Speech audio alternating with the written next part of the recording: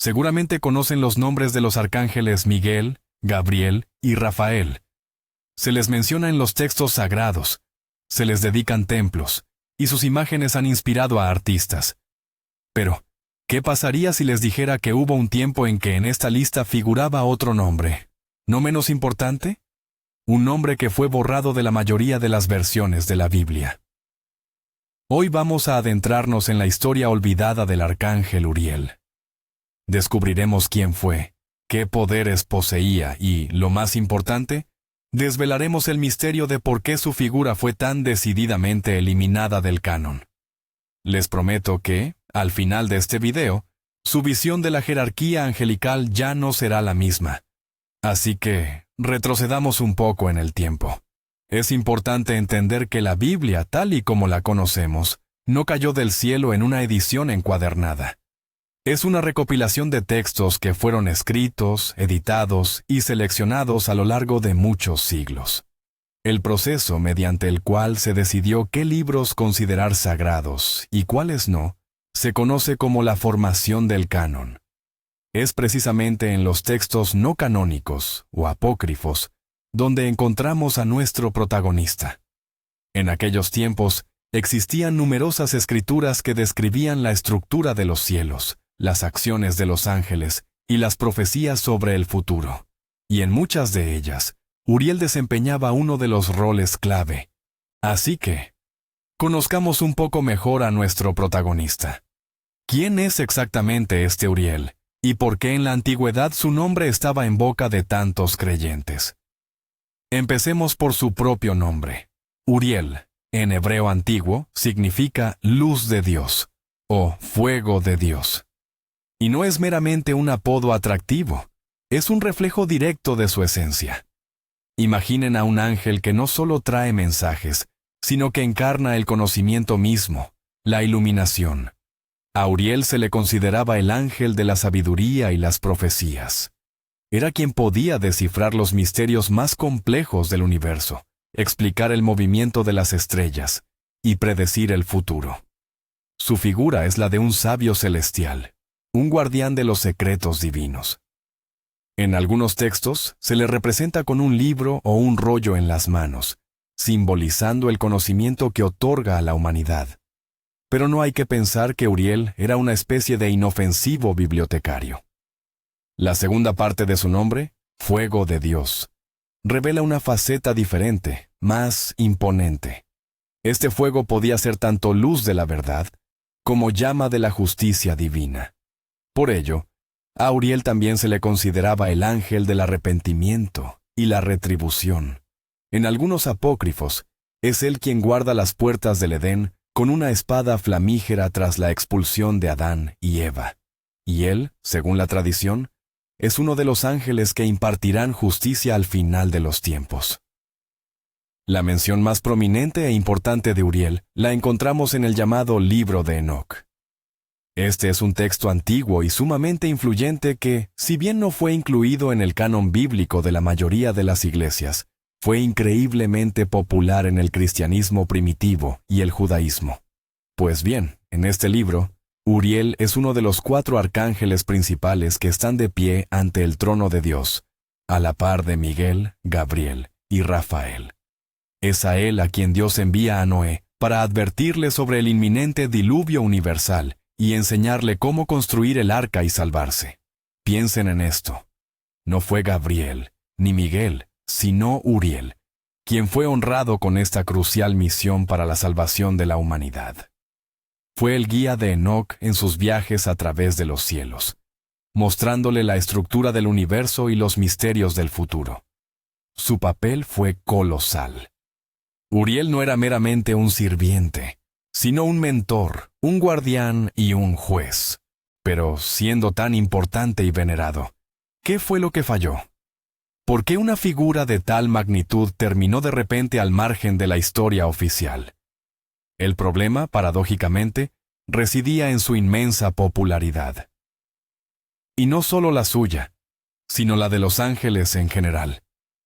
Adentrémonos en la atmósfera de la Alta Edad Media. La fe de la gente era muy viva, emocional y, digamos, creativa. Los textos oficiales y canónicos eran escasos y no estaban al alcance de todos. En cambio, proliferaban innumerables tradiciones populares, apócrifos y diversas enseñanzas místicas. Y en todas estas fuentes, los ángeles desempeñaban un papel colosal. Eran más cercanos y comprensibles que el Dios inalcanzable y omnipotente. Y es aquí donde reside la raíz del problema. Poco a poco, la veneración de los ángeles comenzó a descontrolarse. La gente empezó a coleccionar literalmente nombres de ángeles, extraídos de textos muy diversos y, en ocasiones, de dudosa procedencia. Surgieron ángeles para cada situación, ángeles que ayudaban a encontrar tesoros, ángeles que curaban enfermedades específicas, ángeles encargados del clima. Las oraciones dirigidas a ellos empezaron a parecerse más a conjuros mágicos que a una súplica a los mensajeros celestiales. La Iglesia vio en esto una amenaza directa y muy grave. En primer lugar, esto diluía la propia idea de la adoración a un Dios único. La atención de los fieles se desviaba del Creador hacia sus creaciones, por muy celestiales que fueran. Se corría el riesgo de caer en una especie de politeísmo angélico, lo cual era absolutamente inaceptable. En segundo lugar, socavaba la autoridad de la propia Iglesia y su doctrina. Si cualquier persona podía encontrar en cualquier libro el nombre de un nuevo ángel patrón, ¿para qué entonces se necesitaban los sacerdotes y las oraciones aprobadas? Este fenómeno recibió el nombre de culto a los ángeles. Y la Iglesia comprendió que había que hacer algo al respecto. Era necesario poner orden, trazar una línea clara entre lo que estaba permitido y lo que era herejía. Se necesitaba una decisión contundente y centralizada que definiera de una vez por todas a qué fuerzas celestiales se podía y se debía orar. Y esa decisión ya estaba gestándose, y es precisamente aquí donde la historia de Uriel da un giro radical. Se requirió una acción decisiva para poner orden en la oficina celestial, y esta medida tuvo consecuencias directas para nuestro arcángel. Imaginemos una gran empresa donde han proliferado demasiados departamentos y puestos creados por iniciativa personal. ¿Qué hace la gerencia para poner orden? Realiza una reestructuración y aprueba una plantilla de personal única. Todo lo que no se incluye en esta se suprime. Pues bien, la Iglesia decidió hacer algo similar. Se eligió un método simple pero muy eficaz. En lugar de lidiar con cada ángel dudoso individualmente, se decidió crear una lista blanca. En esta lista solo debían figurar aquellos ángeles cuyos nombres se mencionan explícitamente en libros reconocidos como sagrados y canónicos, es decir, en los libros que componen la Biblia. Y fue aquí donde sonó la primera señal de alarma para Uriel. Sí, era increíblemente importante. Sí, su papel en el libro de Enoc era inmenso. Pero el problema radica en que el propio libro de Enoc, al final, no fue incluido en el canon de la mayoría de las iglesias cristianas. Fue declarado apócrifo, es decir, un texto relevante y de autoridad, pero no divinamente inspirado al mismo nivel que los libros de la Biblia. De esta manera, el principal documento que confirmaba el alto estatus de Uriel quedó fuera de la lista oficial. Era una superestrella, pero su fama se basaba en fuentes que la nueva política eclesiástica ya no tenía en cuenta.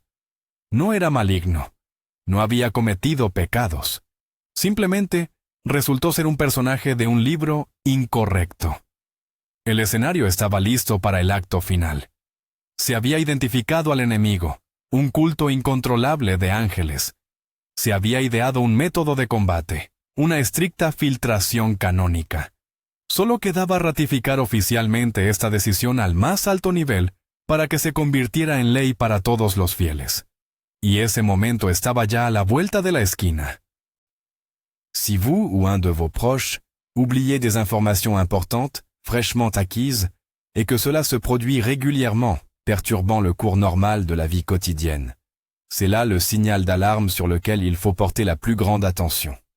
Ce n'est pas un simple trou de mémoire. C'est sa disparition progresive. Pero aquí viene lo más fascinante. el momento que lo cambió todo. No fue un drama celestial de batallas o caídas, sino en esencia pura burocracia terrenal. En el año 745 d.C., durante el Concilio de Roma y bajo el liderazgo del Papa Zacarías, se tomó una decisión histórica. Con el fin de erradicar la veneración incontrolada de los ángeles, el concilio decretó que solo 3 arcángeles serían reconocidos oficialmente y dignos de veneración. Aquellos cuyos nombres se mencionan explícitamente en los libros canónicos de la Biblia: Miguel, Gabriel y Rafael. El nombre de Uriel, junto con los de muchos otros, fue borrado de la lista oficial. No fue declarado demonio ni ángel caído. No. Simplemente lo anularon. Su veneración fue prohibida, considerada herética. Uriel se convirtió en víctima de la estandarización de la fe. Era demasiado popular, pero su historia se basaba en libros incorrectos, que no formaban parte del canon oficial. Este fue un punto de inflexión, un momento en que la política eclesiástica influyó directamente en la composición de la hueste celestial a los ojos de los fieles. Así pues, la historia de Uriel no es un relato de pecado o de caída. Es la historia de cómo las decisiones humanas, los concilios y los decretos moldean aquello en lo que creemos. Uriel, la luz de Dios, no se extinguió, sino que simplemente quedó oculto en la sombra de la doctrina oficial, perdurando en las páginas de los apócrifos y en las enseñanzas esotéricas. Gracias por llegar hasta el final. Si te ha gustado este viaje por los misterios de los textos antiguos, no olvides darle a me gusta y suscribirte al canal para no perderte nuestras próximas investigaciones. Ahora, una pregunta para ti. ¿Crees que fue justo eliminar a Uriel de la lista oficial? ¿O quizás conoces otros personajes perdidos de textos antiguos? Comparte tu opinión en los comentarios.